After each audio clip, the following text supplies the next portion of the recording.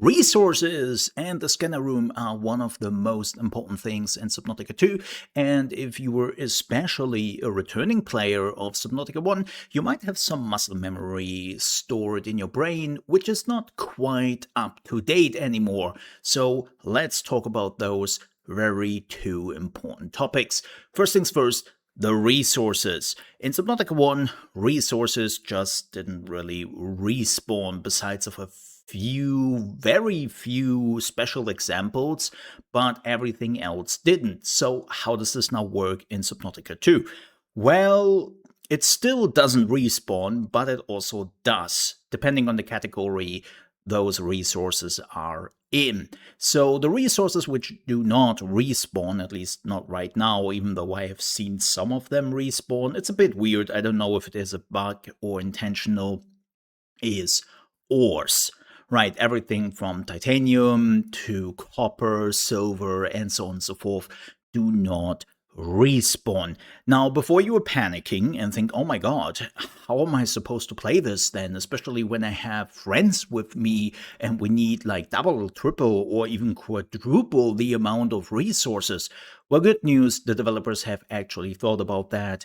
And if you are playing with friends, they are enough resources for you around. If you are playing alone, though, there are tons of resources because of that, because the game is not making a difference between are you playing multiplayer or are you playing in single player. It just has the same amount of resources lying around everywhere, and there is so much. Remember the times in Subnautica 1 when you were running out of titanium in the starting area and you had to go into the more dangerous areas to just build your base? Yeah, forget about that. That doesn't really exist in the second one anymore. There's again so much resources lying around of the standard resources you need that you technically never have to leave the starting zone, and it's a lot. Now, with that said, let's also talk about the resources which do respawn, because, you know, I mentioned those. Basically, everything which is organic will respawn. So when you need mesh, when you need rubber, and some of the fluids and whatnot, those will all respawn over time. And of course, the fish you need to survive. So you don't have to fear about that. But again, there seems to be some respawn bugs here and there where sometimes things respawn and sometimes takes a little bit longer. But yeah, that is definitely happening. Now, speaking about resources, let's talk about the scanner room. You might remember the scanner room from the first Subnautica, and let's say the idea was good, the execution of the scanner room was less so good.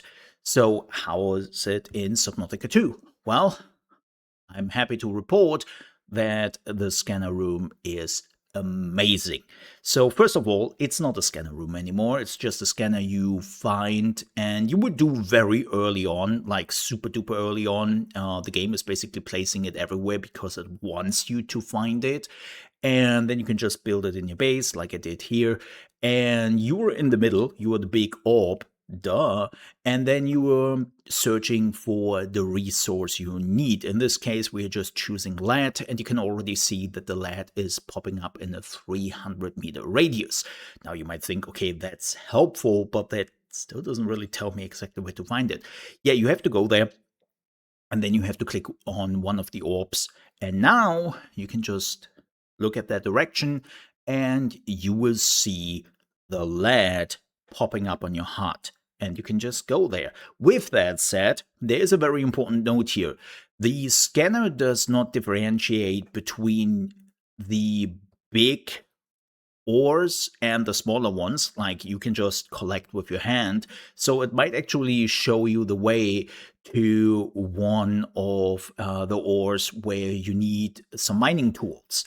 And if you don't have those, well, then you cannot mine it. But don't you worry. The good news is whenever there is like a big formation of ores somewhere lying around, there are also like tons of smaller ones you can just pick up with your hand lying around as well. So you just have to look a little bit around where the big ore is, and you should be good, right? You don't necessarily need the the mining tools to actually get the big ore. You will find enough smaller ones just lying around. But keep in mind that the scanner does not make a difference between what it shows you on the scanner, if it is something where you need special equipment for, or which you can just pick up with your hands. But with that said, those are two, I think, very important changes. And again, if you're coming from Subnautica 1, I needed a little bit time to adjust. And I did ignore the scanner room for quite a bit because, well, I very much remembered the scanner room from the first game. And I was immediately like, it wasn't really great. Why would I use this again? And lo and behold, it's amazing. So use the scanner room, or, well, now the scanner. With that said, thank you so much for watching. I hope you enjoyed it. If this video was helpful for you, please don't forget to leave a like. Also, let me know down in the comments if you have seen anything regarding respawn on the resources, because as I said, I think I found some bugs already. And as always, stay safe, and I'll see you next time. Bye bye.